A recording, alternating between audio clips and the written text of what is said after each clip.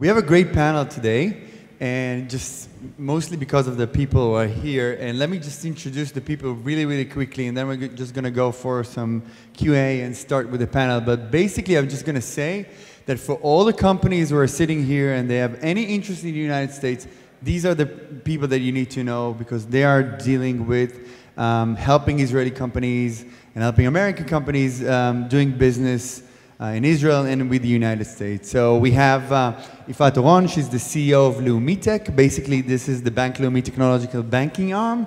They're servicing Israeli technology ecosystem. ינון, אלרועי, he's the economic minister in in New York, in the East Coast. He's worked for our Ministry of Economy, and he's basically helping Israeli companies to enter the United States. Miss Iris Cook, she's the head of the U.S. Commercial Service in Israel. She works at the American Embassy here in Israel, and she works with American companies, helping them to enter Israel and helping them with investment. And Dr. Eitan Yudilevich, who is the executive director of the Bird Foundation, who basically is the biggest and most successful funding arms dealing technology and innovation and collaborations, R&D between Israel and the United States, being along for quite some time here. So first of all, thank you for taking your time and being here with us. We're going to have an open discussion, so feel free. And let me just start with the first question.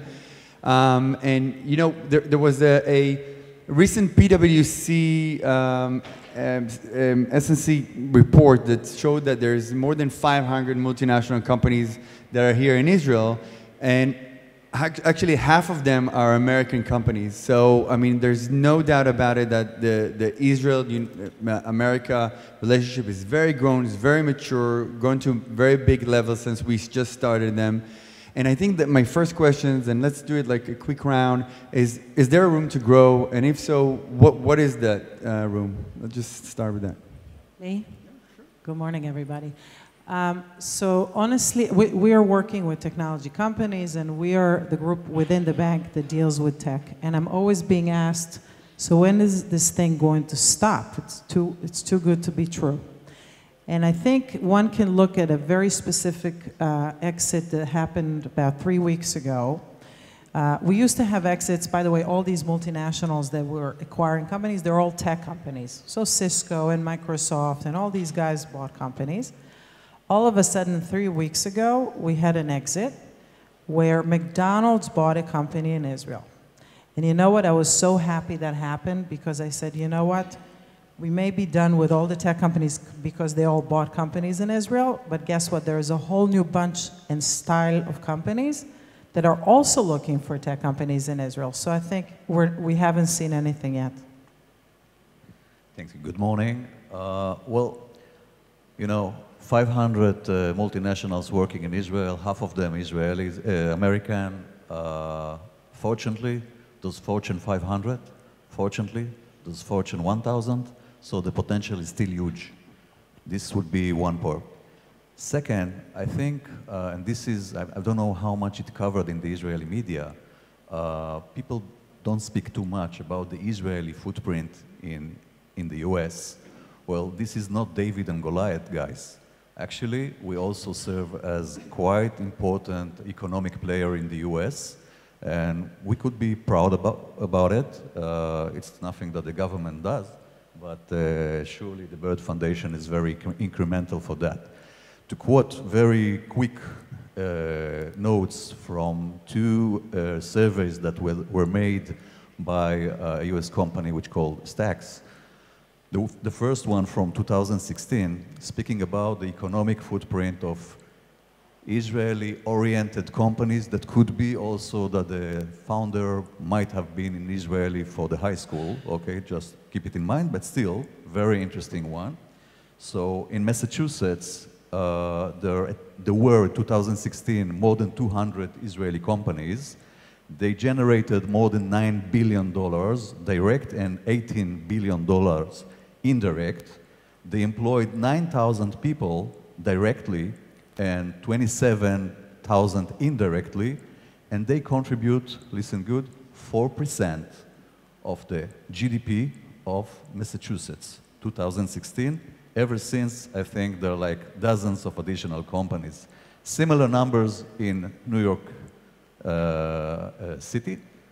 Keep in mind that the GDP of New York is a little bit higher, so over there, around 470 companies. 20% of the capital that was raised between 2014 and 16 was pumped into Israeli-oriented companies. And again, over there, we're talking about 1.9% of the GDP. So again, keep it in mind, and I didn't say anything about real estate. Real estate investments of Israeli developers and investors is quite intensive in the US also. Thank you. It's an amazing numbers. Iris, I think we're doing the work for the federal government here with all these investments. Well, when you talk about US government or any government, you have bureaucracy. Is that correct? Yeah. So let's answer your questions first. So the United States and Israel have built a remarkable economic partnership in the last, 3 decades, based on high impact commerce, innovation, and trade. So Israel and United States actually both invest in each other's economy, as you both mentioned. So, I mean, you asked where and how. So it has to be on innovation, because that's the strength of our, both of our countries. So I would say, perhaps a new approach, a new framework that would deepen the collaboration on innovation with increasing resources to support joint commercial research and development. Perhaps to the extent possible, have a high-level economic dialogue between the two governments, and also between government and businesses, because that's the key to development. We cannot take away business from that equation. And also to cooperate on the alignment of regulatory issues and standards, so that to make the economic relationship to a continued prosperous alliance by systematically using the US as a platform for launching Israeli tech solutions. Thank you. Yes, so to answer your question about potential, I think the answer is actually very much in the report, because we can see that there are still sectors that are not fully exploited. Far from that. We can identify at least 2 sectors. Even the water sector that we have been talking about for years is not fully exploited from the point of view of cooperation between US and Israel. And we also identify a growing interest in the energy sector on cooperation, in technology cooperation. So only mentioning those 2 sectors, I think if you look at the report, you can see how much potential is still there. And also there's another aspect, I think. When you look at multinationals or at US companies, we have identified that there is a trend of, let's say, less known US companies from not the main hubs, Boston, California, New York, that come to Israel. They have business in Israel, but they're now coming to Israel to try to enhance their cooperation and go to the innovation aspects of it. I just met a week ago, I cannot say the name, but a company that has business here, they sell, but now the CEO is a private company from, actually I can say Indiana, Midwest, and the CEO, the owner actually, came here to try to find ways to now go to the next step, not only sell, but also cooperate and tap into the Israeli innovation. So I think the potential is really still very significant. Right, I love it. Just to sum it up, I think that you all spoke about the fact that there's still a lot more room to grow, and actually not in I mean, definitely in innovation and tech, but not in all of the sectors that we would have expected. I mean, you're going to talk a little bit about more energy, and you mentioned the food tech or retail tech kind of stuff, acquisition that McDonald's has done. And I think it would be very much interesting to kind of like hear from you in the next round is, you know, where are the deals happening and kind of like what the Americans are looking right now, so, you know, so companies can kind of like focus.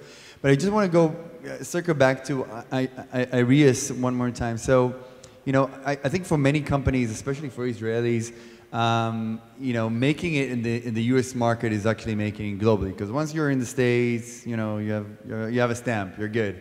You're ready to go. And obviously the US is like the biggest market. It's like a $20 trillion market with a population of more than 320 million people. And it is by still the world's most attractive consumer market. But I have to say, being in my position, I do see that there's a lot of interest from other places. I mean, there's a competition from the Europeans, from Asia, which is growing. There's a lot of suitors for the Israeli tech right now, Chinese, etc. So I just wonder how, you know, from the perspective of the U.S. federal government, how does the U.S. government really like attract Israeli companies? How do you, you know, compete with this competition? Okay. Well, first, can you hear me? Yeah. Okay. International expansion actually is a key strategic component for long-term growth of any enterprise. You got to start with that.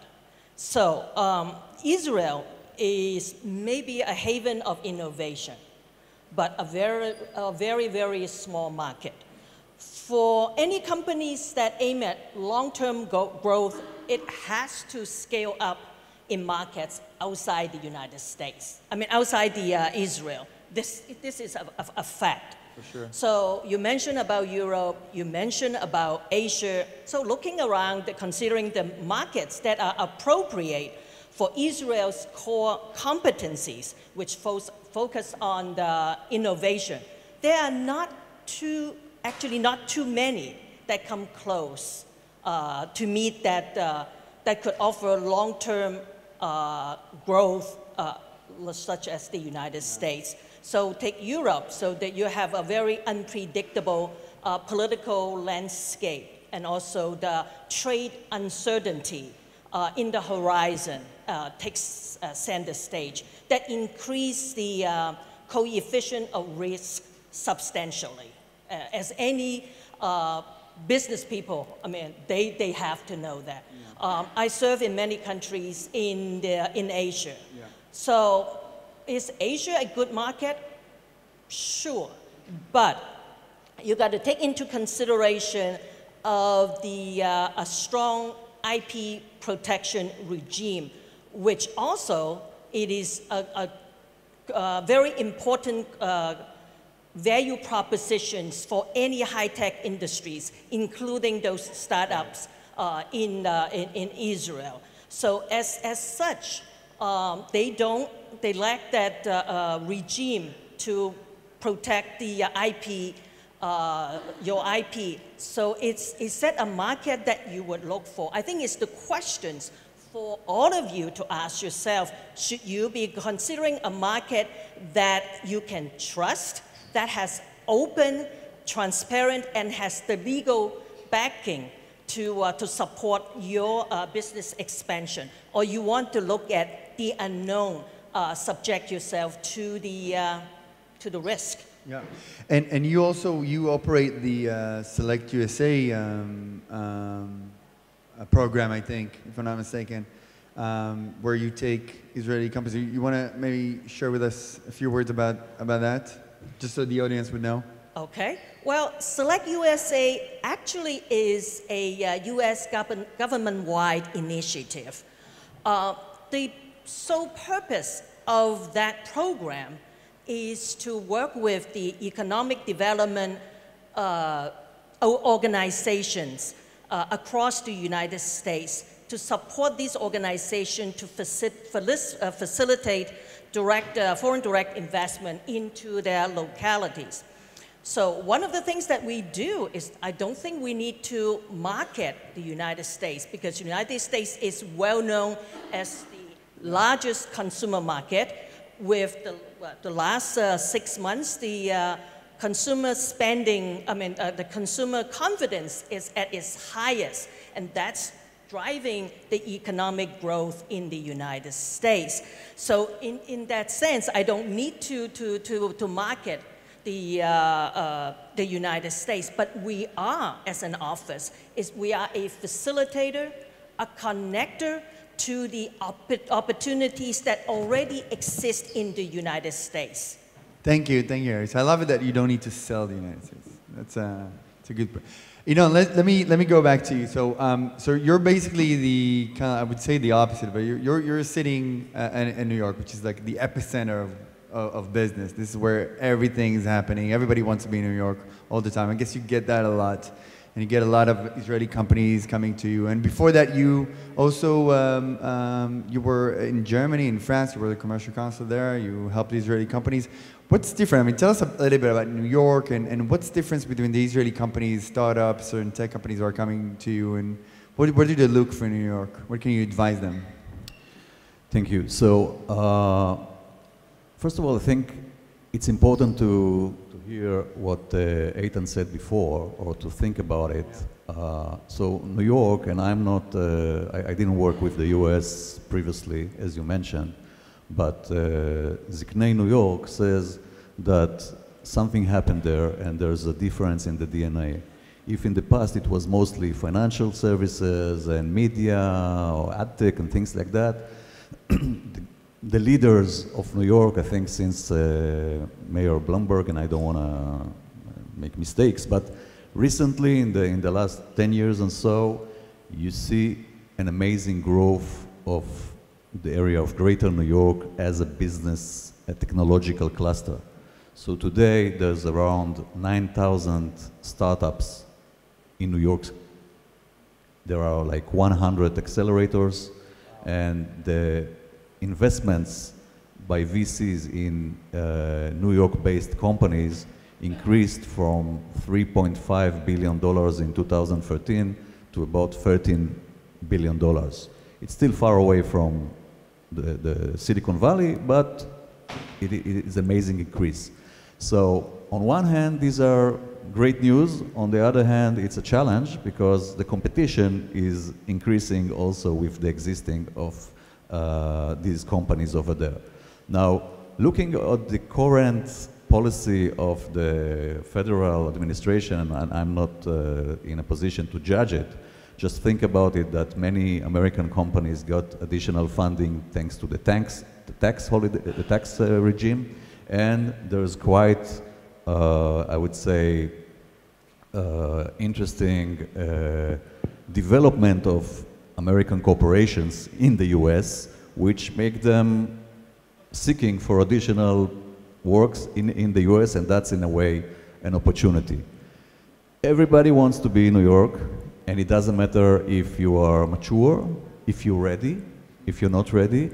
It doesn't matter if you're able to work with someone like Morgan Stanley or JP or with Walmart. Somebody, I think that a company need to understand and to try to be honest with itself whether they are ready to such a huge market, or maybe it would be smarter to start with, and with no offense, I see a representative of Georgia and Connecticut, so these smaller hubs, which Georgia, for example, Atlanta is an amazing financial location, and Connecticut is the capital of the insurance companies. So it's important to try and to understand where are the, I would say, unique advantages in every place, and to try to start a, by the way, a secret. These smaller, if I may say, locations, sometimes they are much more interested and user-friendly to companies that are interested to get into the market. So this is a very important thing to say. Now, as for us, I'm part of the network of the Israeli economic missions of the Ministry of Economy and Industry. We have 44 missions globally, 4 of them in the US, 1 in New York, 1 in DC, 1 in Texas, and 1 in San Francisco. And we work intensively in exposing Israeli companies to potential partners, be it clients, investors, distributors, agents, or if there is like a bureaucratic challenge. And we work for that. And the news that this is free of charge.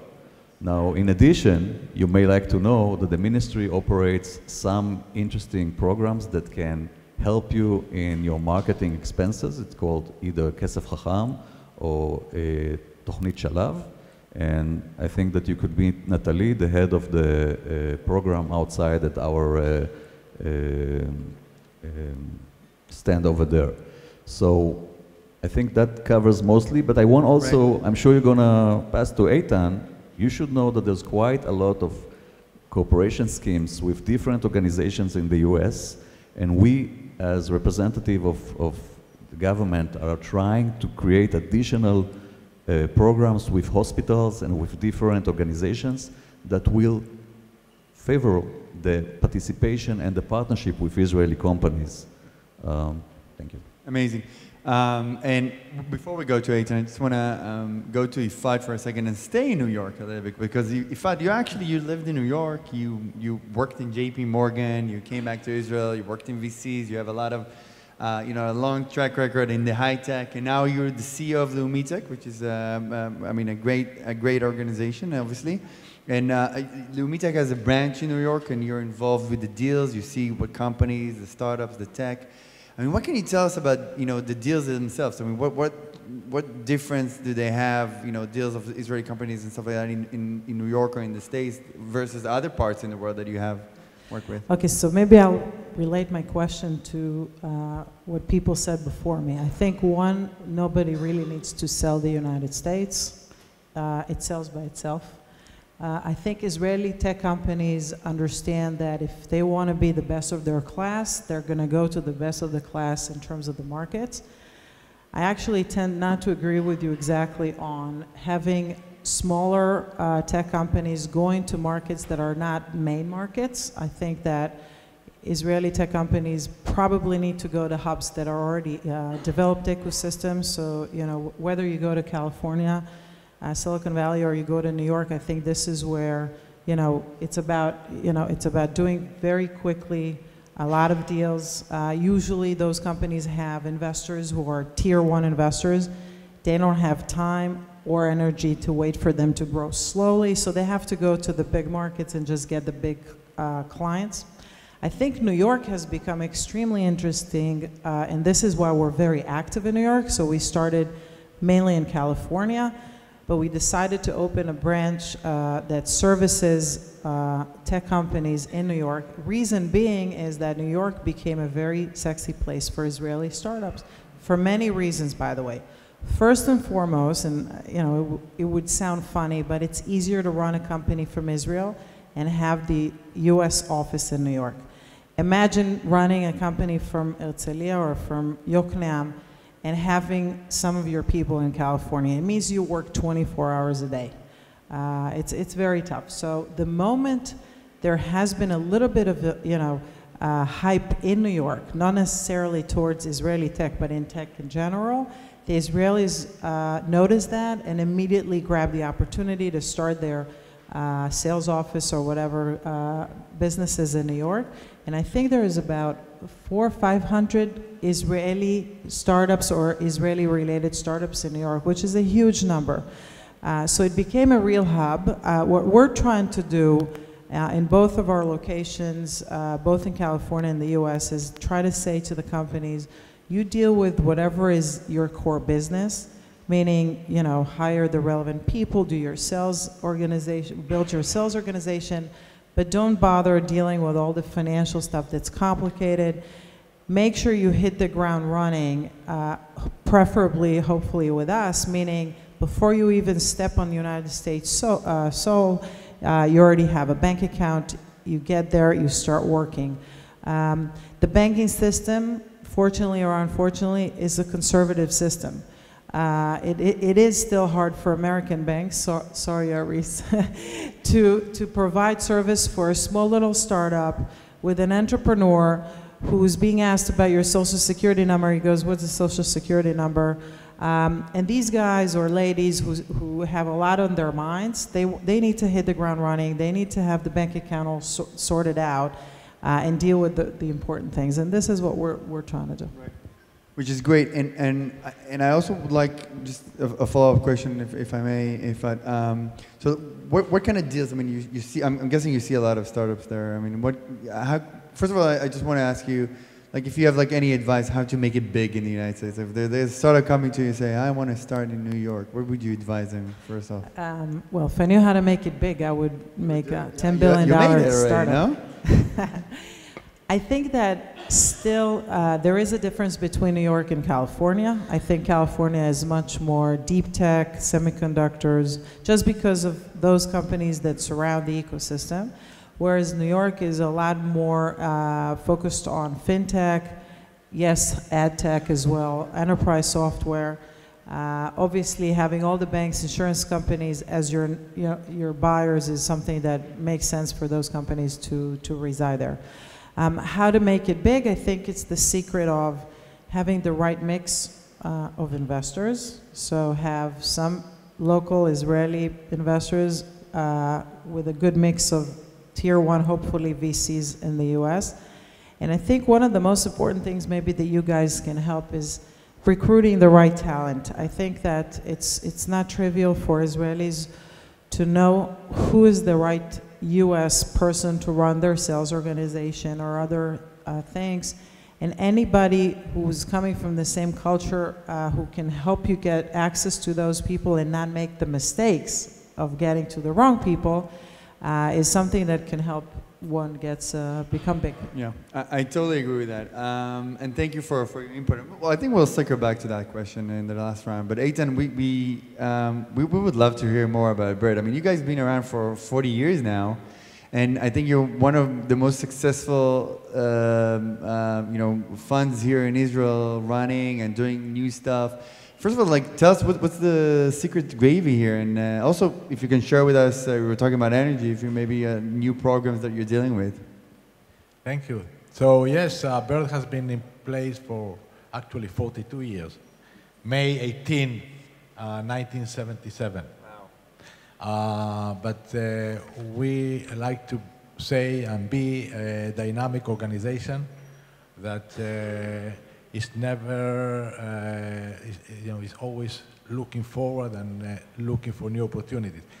In essence, I think there's many reasons why I think Bird has been so successful. I think one very important concept is the concept of cooperation and the importance for Israeli technology companies, the importance that the US market has for Israeli technology companies, startups, and the US market is still the largest and the most important market, and any startup company at the very beginning thinks about the US market, and everyone understands today that cooperation with US entities is the key to entering the market. So since we provide support for US-Israeli cooperation, and we have to say for mutual benefit, because the foundation is funded by both the US government and the Israeli government. It belongs to the US government and the Israeli government. And mutual benefit is extremely important because that means win-win. So every cooperation that we fund needs to be a win-win. And I think that's key for the success of the organization. We provide, I won't go into all the details, anyone interested that doesn't know the foundation, please approach me. We have a website with all the information, and I'm sure that we can be able to, we will be able to support and help. One other concept, a very important word, is matchmaking.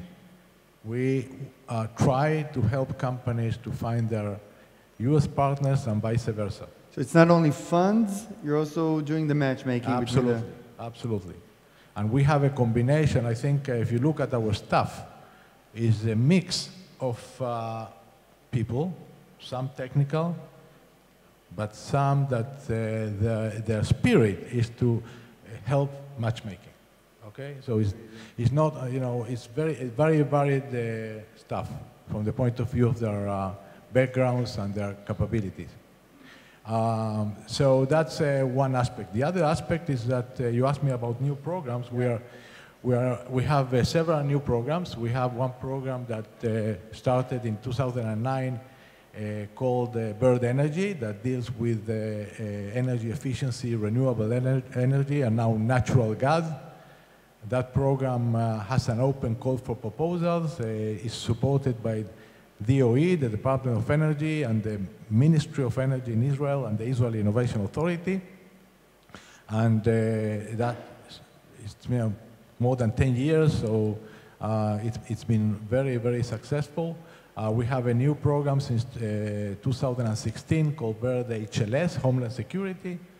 And again, that program is an annual program, a new initiative, and now, only a month ago, we published a new call for proposals for what is called the US-Israel Energy Center. It's a completely new concept. It's funding actually consortia, entities from the US, entities from Israel to do joint R&D in the certain topics of energy. And that's a very large program with $40 million in grants. Again, $20 million from Israel, $20 million from the US. And it's open now, and there's a lot of information. Yesterday we held a webinar, and we have another event soon to explain how the program works.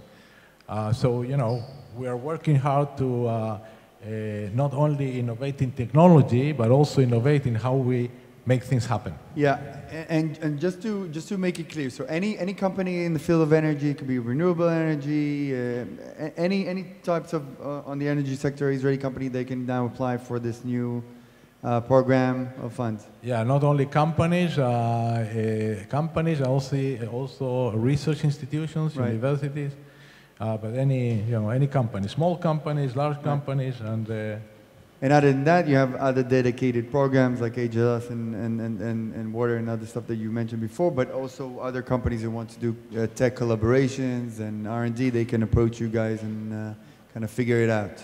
Yeah, of course, of course. Great. Well, that's an amazing program, and for those of you who doesn't know the fund, so Aitan's going to be here after the break. And let me just do a last round because we don't want to be between them and the coffee break. But I mean, we heard basically about, or maybe I'll do it differently. I mean, so Iris, you're helping a lot. You're working with a lot of American companies, and you can help Israeli companies that are looking to source innovation from the United States or do partnership with the U.S. companies. And also you're helping Israeli companies attract and expand in that regards of attracting FDI to the United States. And you're helping Israeli companies that wants to enter the US, especially the East Coast. And in fact, you're doing the deals, you're helping them with the finance. And Eitan, you're dealing with all those stuff that are, with the R&D, with funds, you're helping companies fund it. So let me just ask you, very quickly, maybe you can just pitch the audience. How can your organization help Israeli companies? In what way? Just expand on what I just said, or anything else that you want. In fact, you want to start? It's very easy. When you start in Israel and you want to go to the U.S. to make any type of business, you want to work with an organization that knows you, can assess who you are, and provide you with all your financial stuff to be able to go land in the US and immediately start doing business and not deal with other things. So Lumi has, just like we said, we have a business in California and in New York tailored for tech companies of all stages, of all sectors. We work with 5,000 around the world, so we know tech companies. So I urge you to come to talk to us. Great, thanks. And ינון, you guys help also with investors a little bit, no? So, yeah, as I mentioned before, that we have several offices in the US, and we work closely with Bird Foundation, the Israeli Export Institute, the Israeli Innovation Authority. We bring delegations all time, every second week. I think that events like that, and I want to thank Oded and the Chamber of Commerce for launching that, and he promised that that's going to be an annual conference, is very important in order to help all of us to better understand. Although Ifat is much more experienced than me, I will still say, and think, for example, about Florida. Florida is the place for everything which is aerospace, for example, but also an important cluster both for financial and life science. If you want to do insurance, consider also Connecticut. If you want to do fintech, you know, again, Atlanta is surely a place to look at. So we can help in identifying this place, and I don't think that you will move slower if you will go to these places, because sometimes you move faster because they are more, they're open and more hungry. It's not, you know, an assurance, but it's something to consider. Gotcha. Thank you.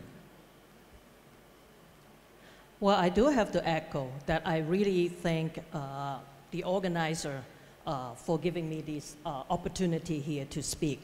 But I think to conclude my remarks, I would say the U.S. is still the highest recipient of foreign direct investment in the world, over twice than that of China. You mentioned China, you mentioned about other countries. So I want to make sure that you have that information. So the USA train is accelerating. So don't get stuck at the station. And Select USA is here to help you get your ticket to success. So, and Sigal, my colleague actually has a booth outside. So maybe Sigal, you need to stand up so people can see you.